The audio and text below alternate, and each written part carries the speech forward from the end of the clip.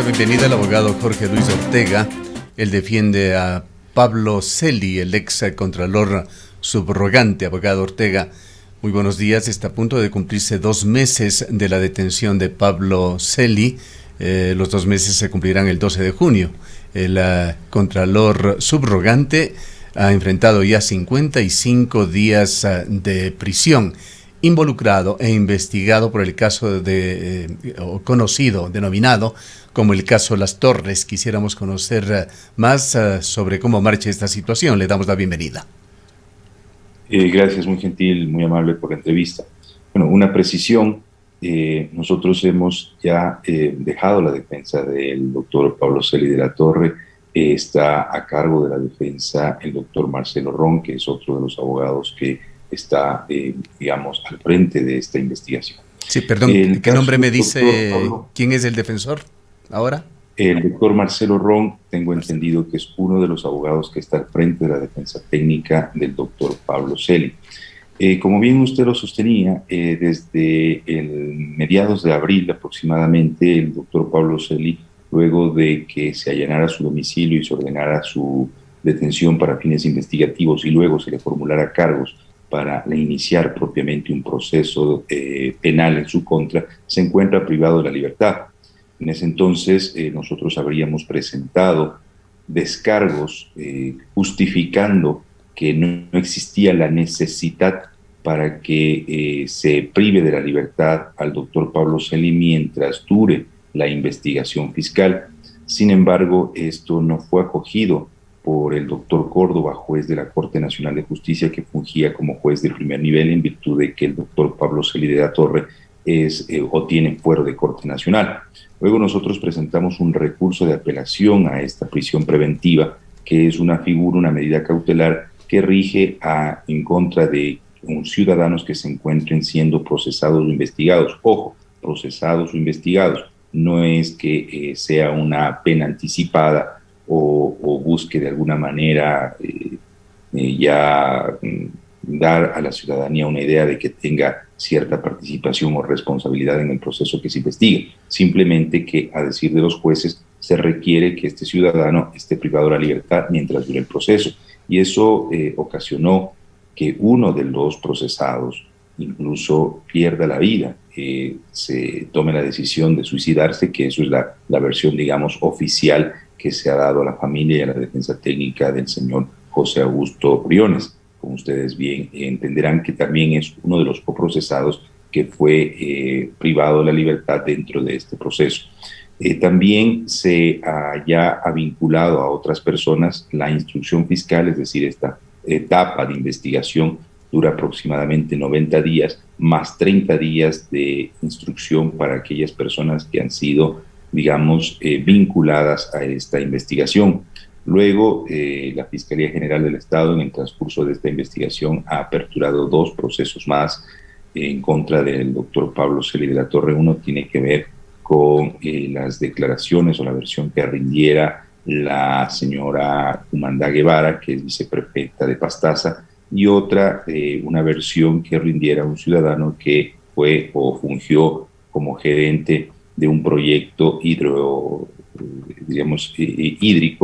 en la ciudad de Riobamba. Son investigaciones que se han aperturado, son raíz o consecuencia de la investigación que lleva al frente la Fiscalía General del Estado. En ese orden de ideas, una vez que concluya esta etapa de instrucción fiscal dentro de este proceso, el denominado caso Las Torres, la fiscal tiene 2 posibilidades: emitir un dictamen abstentivo a favor del doctor Celi o de otros coprocesados, o un dictamen acusatorio. Con este dictamen acusatorio, las defensas buscarán presentar ciertos argumentos de descargo en contra de este dictamen para que sea el juez Córdoba el que o considere llamar a juicio o sobresea. De este sobreseimiento, la Fiscalía General del Estado podrá presentar también un recurso de apelación y, pues, si no, pasarán a la etapa de juicio, en la que pues los testigos desfilarán y presencialmente o frente al tribunal que funja de tribunal juzgador se evacuarán las pruebas que estime conveniente la Fiscalía y las defensas técnicas del doctor Celi y de los otros coprocesados para desvirtuar cualquier tipo de participación en estos hechos. Aclárenos, doctor Ortega, si es que las acusaciones en contra del Contralor Subrogante, excontralor ahora, están centradas particularmente en el desvanecimiento de glosas. Se señaló que en el caso de Las Torres se exigían sobornos a contratistas a cambio de pago de planillas atrasadas y el desvanecimiento de glosas. Bueno, interesante la pregunta porque, digamos, ese es, el centro o el núcleo sobre el cual basa la investigación la Fiscalía General del Estado. Pero en cuanto a lo que tiene que ver al doctor Pablo Celi, no existe ninguna prueba, ningún documento que acredite que él en efecto primero ordenó o dispuso el desvanecimiento de estas glosas y segundo que lo haya hecho. Recuerden ustedes que en el caso que nos compete, el caso Las Torres, da cuenta del desvanecimiento de glosas en contra de la compañía No Limit y esta suscripción de estas dos resoluciones, porque son dos resoluciones las que se emiten, son suscritas por el subcontralor, por dos subcontralores, porque al momento incluso de la suscripción de una de las resoluciones que dan cuenta del desvanecimiento de estas glosas a favor de la empresa No Limit, el doctor Pablo Celi se encontraba en comisión de servicios en el exterior. Entonces, y la Fiscalía, al presentar su caso ante el doctor Córdoba, manifestó que de manera verbal le habría indicado el señor Contralor al señor subcontralor Núñez, que es que es uno de los que suscribe estas glosas, que la desvanezca. Pero eso no tiene cierta consistencia, en virtud de que para que una glosa sea desvanecida o exista la emisión de una resolución que dé cuenta con el desvanecimiento de una glosa, tiene que pasar un proceso interno y no solamente de un funcionario, sino de varios funcionarios de la Contraloría General del Estado. Digamos, bajo esta lógica fiscal, desde la persona que recibe el documento de descargo de estas glosas en la ventanilla de la Contraloría ya sería también parte o responsable de este ilícito, y no es así. Existe una fase de predeterminación en la que actúan varios funcionarios de la Fiscalía General del Estado, piden documentos de descargo a las empresas a las que eventualmente tienen alguna multa para que se emita una glosa a favor del Estado ecuatoriano, y estas se descargan. Y para que la ciudadanía un poco entienda esto de las glosas, es una compañía, digamos, cualquier compañía que contrate con el Estado y, digamos, se tenga que cumplir en un cierto periodo de tiempo, es decir, pavimentar una calle hasta el 15 de cada mes, y resulta que no lo pudo hacer sino hasta el 30 del siguiente mes. Entonces ahí se genera una multa, y esta multa luego pues genera una glosa en contra de la compañía que tenga que cubrirla. Pero si la compañía se descarga diciendo, bueno, hubo un invierno, hubo una manifestación, los equipos no estuvieron funcionando a la perfección, etcétera, entonces eso hace que la multa se elimine o pues se desvanezcan estas glosas. No es que al Estado ecuatoriano se le ha sacado de su bolsillo o del erario nacional alguna cantidad de dinero, sino que es este producto de estas glosas, o este dinero, es, digamos, una suerte de que en el futuro quizás pueda, siempre y cuando no sea desvanecido o no sea justificado por parte de las empresas que han sido glosadas. Entonces, un poco este es el contexto del proceso, y eso es lo que la Fiscalía General del Estado tendrá que investigar. Sí, justamente, doctor Ortega, muy buenos días. La Fiscalía habla de una estructura de delincuencia organizada, y la Fiscalía precisamente dice que esta estructura estuvo liderada por funcionarios de altos cargos públicos. Entre ellos menciona a José Augusto Briones y a Pablo Celi. La Fiscalía los califica identifica como los líderes de esta estructura que presuntamente exigían sobornos a cambio de desvanecer las glosas, que es lo que ya se le consultó hace un momento, y que todo eso estaría dirigido por Pablo Celi. Nos preguntamos de dónde entonces saca la Fiscalía esta idea de que Pablo Celi era uno de los líderes de esta estructura de delincuencia organizada. Bueno, la Fiscalía, como digo, tendrá que investigar si en efecto existen pruebas suficientes que den cuenta de lo que dice. Porque recuerden ustedes que en el Ecuador existe la figura y el derecho de que a todo ciudadano se le reconozca su presunción de inocencia. Y nosotros somos inocentes mientras la Fiscalía General del Estado pueda presentar pruebas ante un juez y este juez valorarlas, considerarlas, si es que son suficientes para desvanecer esa presunción de inocencia. El solo hecho de que el señor Pablo Celi sea la máxima autoridad en la Contraloría General del Estado no le da pues la posibilidad de que sea considerado un líder de una organización criminal. Y recuerden ustedes que esta figura de la organización criminal tiene ciertos elementos constitutivos de este tipo penal que deben ser probados por la Fiscalía General del Estado. Es decir, que sea una organización que ha permanecido durante el tiempo para no solamente perpetrar un delito, sino varios otros delitos, y que el doctor Pablo Celi haya sido quien haya financiado económicamente a la comisión de estos ilícitos. Y nada de eso se encuentra en el expediente extenso que de a poco sigue sumándose cuerpos y más cuerpos al proceso sin que se pueda establecer estos requisitos que dan cuenta o necesitan ser justificados dentro de este tipo penal acusado por la Fiscalía General del Estado. Doctor Ortega, este tema de los desvanecimientos de glosas son, sin embargo, temas recurrentes que llegan a los medios de comunicación. Se ha enviado en muchas ocasiones y con documentación apreciable estas denuncias. Se lo ha hecho, por ejemplo, en el caso de la empresa china Geshuoba, del proyecto Sopladora. Esta empresa llegó al límite, conjuntamente con el consorcio que tiene con otra empresa ecuatoriana, llegaron al límite de las glosas posibles, unos 340 millones de dólares. No se les podía poner más glosas y más multas por incumplimiento porque la ley ya no daba. Pero en un proceso de 4 años estas glosas fueron reduciéndose, llegando hasta hace poco. Habíamos conocido a una cifra de 70 millones de dólares, aproximadamente un 20% de las glosas originales.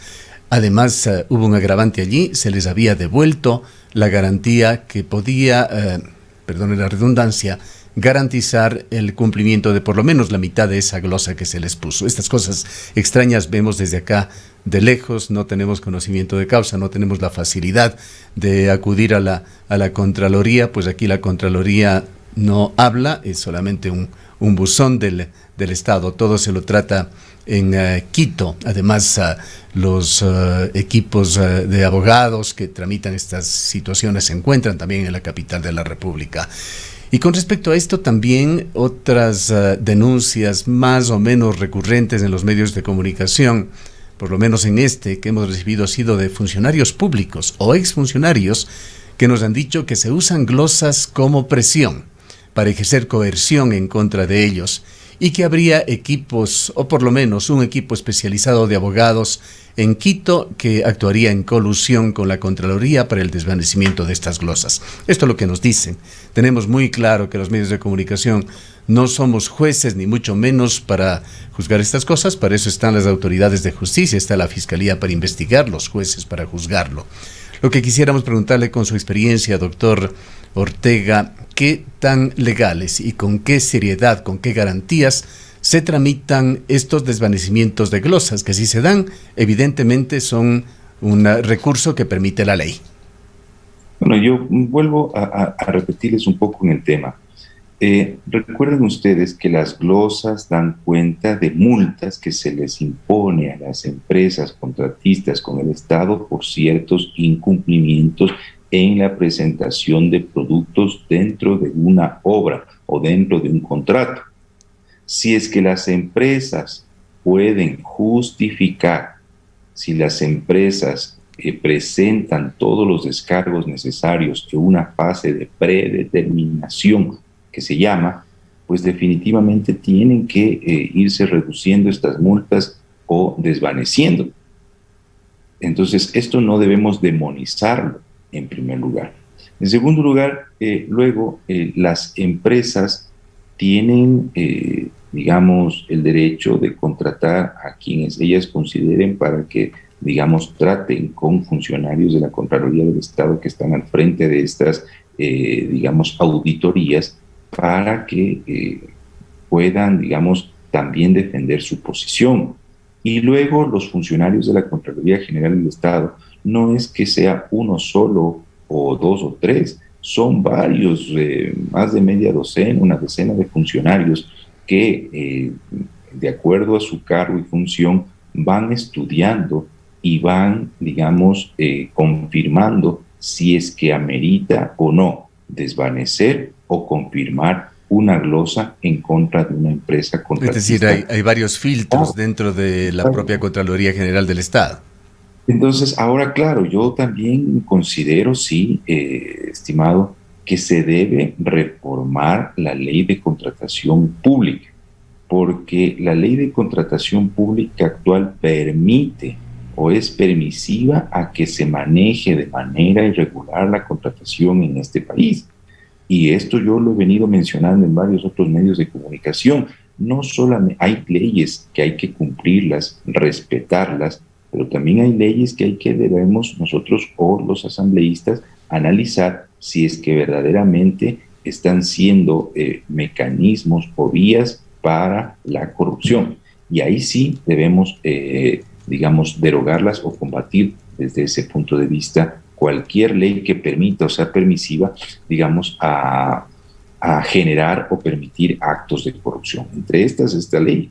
Esta ley tiene muchos vacíos, esta ley de contratación pública que, digamos, debería reformarse. Y también la ley de la Contraloría, digamos, debería adaptarse a las circunstancias o a las condiciones que se van generando en el mercado o en la contratación pública en el país. Porque también debemos pensar desde el otro lado. ¿Qué contratista va a querer invertir en el país o qué contratista va a querer participar en una construcción, valga la redundancia, de una obra en el país, si es que está siendo amenazado, amedrentado, porque por cada cuestión o cada gestión que él haga se le va a glosar, se le va a multar, y esto sea parte de esta suerte de extorsión de otros, de algunos funcionarios, no de todos, de ciertos otros entidades, porque recuerde usted que también las municipalidades tienen funcionarios que se encargan de verificar y auditar las contrataciones de estas empresas que están llevando a cabo ciertas obras en los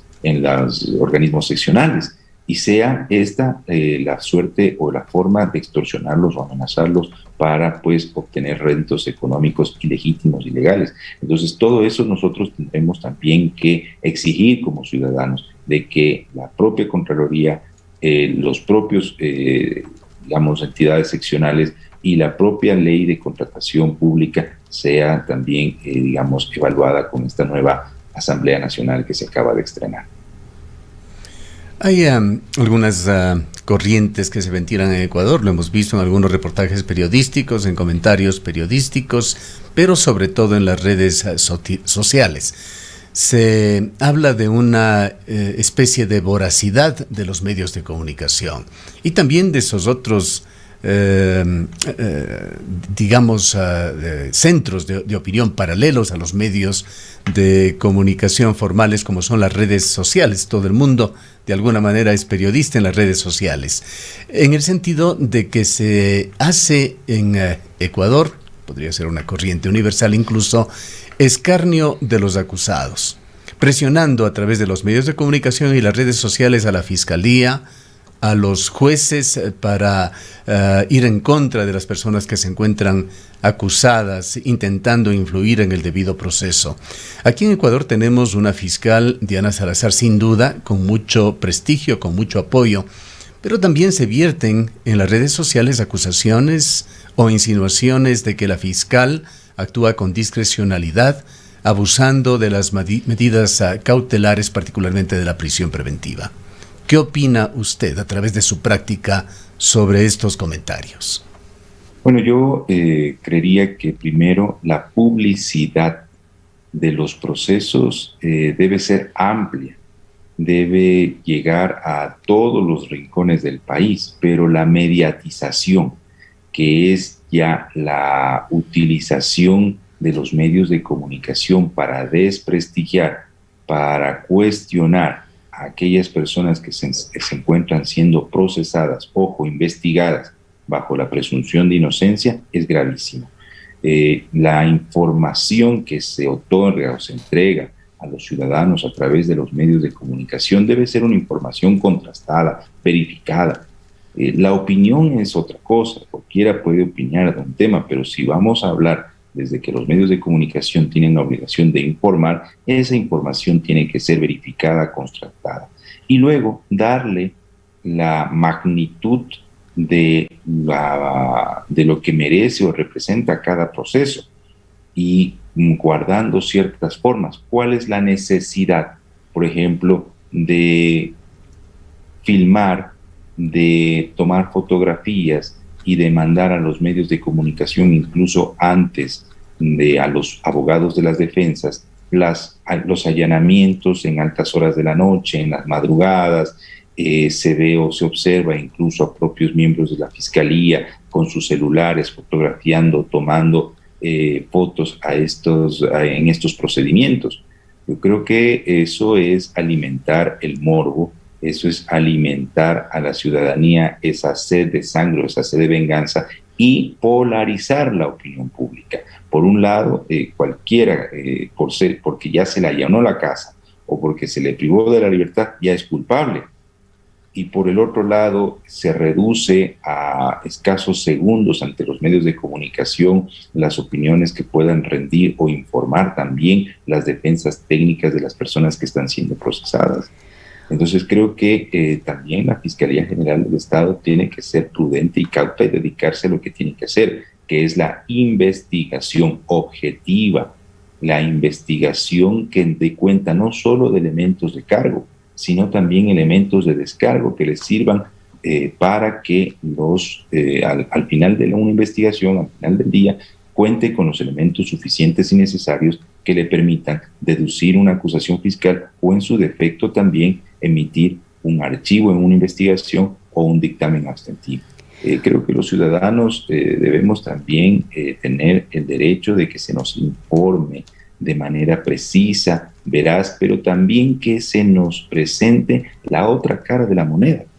Es decir, también elementos, que se informe sobre los elementos de descargo, porque aquí solamente se escucha fiscal emitió dictamen abstentivo en favor de una persona que tenía varios procesos, o juez revocó la orden de prisión, pero no lo dicen por qué.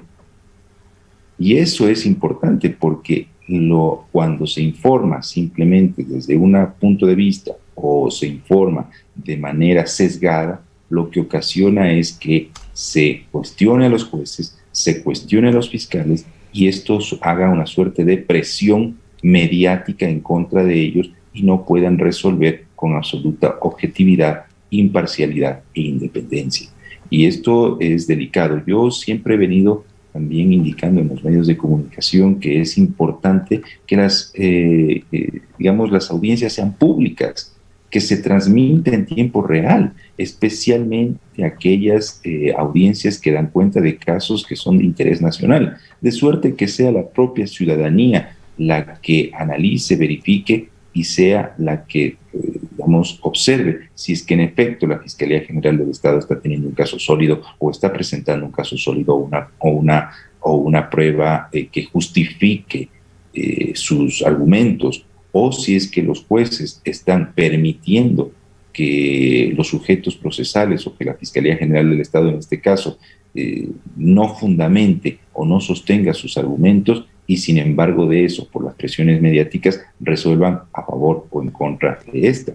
Entonces creo que también esto es importante que debamos debatir en la publicidad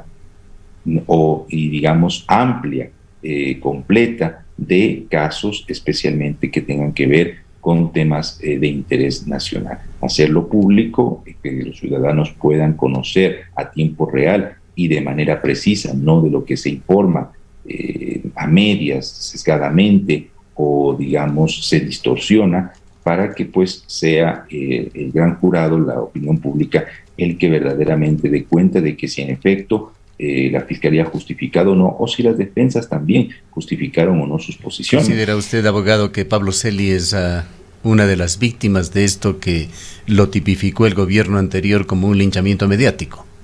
Bueno, yo no hablaría de víctimas. Hay que ser muy cauto y prudente cuando se trata de digamos, de definir a una persona que se encuentra procesada, la situación de una persona que se encuentra procesada como víctima.